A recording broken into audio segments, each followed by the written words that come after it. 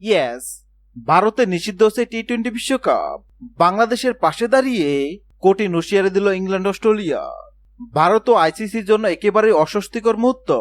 আর বাংলাদেশের জন্য যেন নীরব স্বস্তির খবর। বিশ্বকাপের আগে ইংল্যান্ড ও অস্ট্রেলিয়া ক্রিকেট বোর্ড স্পষ্ট করে জানিয়ে দিয়েছেন, নিপা ভাইরাসের সম্ভাবিত ঝুঁকিতে ভারত সফর নেতারা মোটেও সন্তুষ্ট নয়।